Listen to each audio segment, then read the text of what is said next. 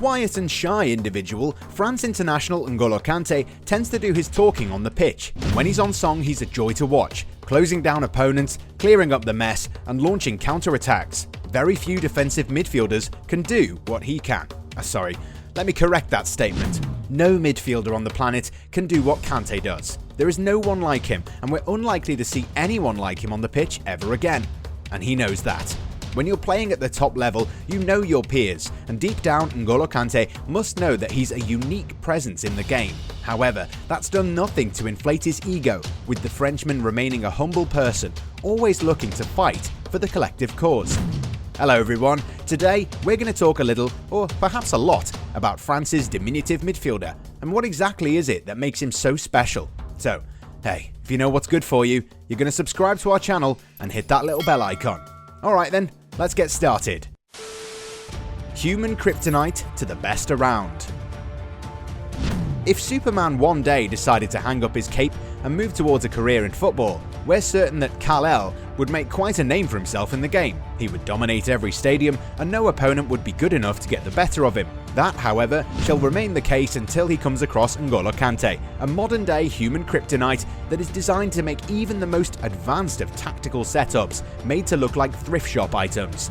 That's how good Kanté is. If you're facing a manager who is tactically too advanced and too evolved, you know you're in for a whipping. However, as long as you've got Kanté by your side, you know that your most trusted general is going to single-handedly force that manager to pick up his toys and go home crying. Now, if you're a player who thrives on hiding behind the spaces and usually come alive in the final third, you'll get the feeling that Kanté isn't watching you. Yes, he might seem to be a little bit too preoccupied with your other teammates, who are trying to stay shiny enough to keep getting pursued by the Frenchman. But that's not the case. Just because he's not looking at you, it doesn't mean that he doesn't notice you. Oh, he knows. He knows exactly how you operate. He's scanned every blade of grass that you cover. He's read you enough to know when to strike. So don't get your hopes up. The Chelsea man is going to pounce on you at a time when you get closer to becoming a nuisance to his teammates. More than just kryptonite, Kante is the Green Lantern, a protector of all the realms of a footballing pitch, and is silently watching over his people,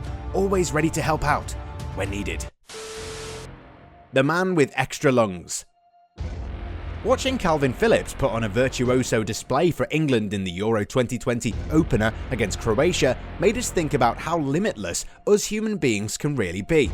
Phillips plays under Marcelo Bielsa at club level. The Leeds boss is renowned all over the world as someone who prefers his players to maintain high energy levels throughout a long and arduous campaign. Watching Phillips play in England's midfield made us wonder whether the young midfielder shares the same DNA structure with the rest of us. Now you think about Kante and we'll forgive you for thinking that the Frenchman is an otherworldly sentient being who happened to come across Earth, call it home, and likes being close to humanity. His social and technical traits do seem to suggest that he isn't human.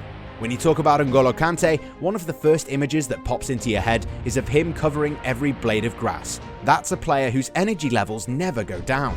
The Champions League final of 2021 served as a great example of how Kante single-handedly gave Pep Guardiola a lesson in overloading that the Spaniard is unlikely to forget.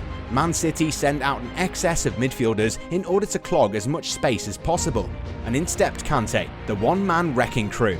There was an instance in the second half when Riyad Mahrez had gone off on a feinting run across the edge of the Chelsea area. The Algerian was seeking space to unleash his usual left foot shot. Normally, in such cases, a defender or a defensive midfielder will panic and try to close down the player quickly. Kante, however, sees things from a different perspective. He waited and then took the ball away from the City man and just cantered onwards. While City dominated possession as they always do, there was actually nothing dominating about it. Not with Kante around anyway. You can feel the best players on the planet in his territory, but you'll see those players in discomfort with an aura of apprehension around them. A late bloomer coming good. In sports, you normally don't get to see late bloomers. For example, the Dallas Cowboys quarterback Brandon Weeden originally started out as a baseball prospect and was even drafted by the New York Yankees. A string of injuries forced him into early retirement, but that was the start of his American football dream. The same thing happened to Didier Drogba, who didn't start playing frequently until he was 15. In fact, he didn't sign his first professional contract until 21. But the rest, as we know, is history. Kante's rise has been similar. 6 years ago, he was playing in the third tier of French football. Leicester City actually signed him through an unconventional approach. The reason he was signed was because his numbers on tackles, turnovers, and etc. were way outside the normal curve. This was an anomaly that had been ignored for far too long. Now 30, Kante has slowly started to make us forget about a certain Claude Makelele, a man whose defensive midfield performances actually ended up with the world naming the role as the Makelele Roll. Today, we call it the Kante Roll because nobody else can do it better than him. Why need goals and assists?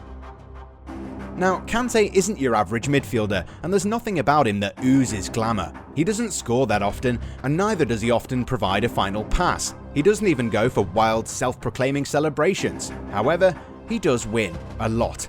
Kante isn't a tackler or a runner. He's actually a brain with a scanner attached to it. He's an agent of chaos and a binding glue. You can't be both, but then again, Kante is a being who defies normal conventions. There have been times during his Chelsea career where people have questioned the player's importance to the team.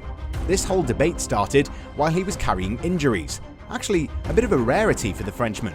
However, Kante has gotten closer to becoming a complete player under Thomas Tuchel. His performances against Atletico Madrid and then Real Madrid show that with a player like Kante, you don't need to design a grand scheme, you simply roll with the punches. The likes of Maurizio Sarri and Frank Lampard didn't understand his talents. Had they done so, they'd still be at Stamford Bridge. Sarri insisted on playing him on the right side of a three-man midfield. Then, Lampard moved him back to play as a number 6, tasked with protecting the defence. Both positions held him back as the player went through something of an identity crisis. But Tuchel knew the gem that he had at his disposal. The German made it clear that Kante would be deployed in the same role that helped him win back-to-back Premier League titles with Leicester City and then at Chelsea under N'Golo Kanté. The former PSG man knew that restricting Kante to a more disciplined role would equate to clipping his wings. Humility in abundance. A lot of players who are at the top do seem to carry a certain air of arrogance. It doesn't make them bad people at all. In fact, some of the players actually need this arrogance to stay on top. Kante, however, bucks the trend. He's way too humble to toot his own horn. After winning the World Cup for France in 2018, Kante was super embarrassed when his Les Bleus teammates wanted him at the heart of the celebrations. He was smiling, but there was a certain shyness in his body language. The midfielder might be one of the greatest of our generation, but he doesn't really like the spotlight. Whether you're a Chelsea or a France fan or not, Kante is one of those rare players in the game's history that you simply can't hate. Despite making a lot of money, Kante prefers to drive a Mini Cooper. He says that he continued using the car because he likes it. Kante even admitted that he used to get cheap haircuts while he was playing for Leicester. After playing a crucial role in helping France become world champions, Kante was too shy to ask for a picture with the World Cup trophy, and it was Steven Nzonzi who asked his teammates to let Kante have his photo op. He even refused to be paid by Chelsea through an offshore company, with a source claiming that the player only wanted a normal salary. Just consider me as a footballer. You don't need to look too much at this and say, oh, he's like this, he's like this, he's like this. Ask me about my football and not too much else. I just want to be a player among the players. I am how I am. I can't explain it well, but I don't feel the nicest person on the football pitch or in life. I'm just myself. If I win, I win, and if I lose, I lose. But I always try to give my best in any competition. That's not because I'm nice or something, I'm just myself.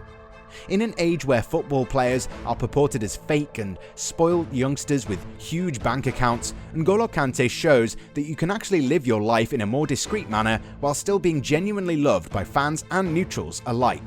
Youngsters grow up idolizing the likes of Cristiano Ronaldo, Kylian Mbappe, Neymar and others, but we believe that Kante is the sort of person all of us should aspire to be more like. From his humility to selflessness to advocating simplicity on and off the pitch without ever talking about it, Kante is not just a great footballer, he's one of those people on the planet whose presence reminds us that being a great human being and a great football player isn't necessarily an otherworldly quality.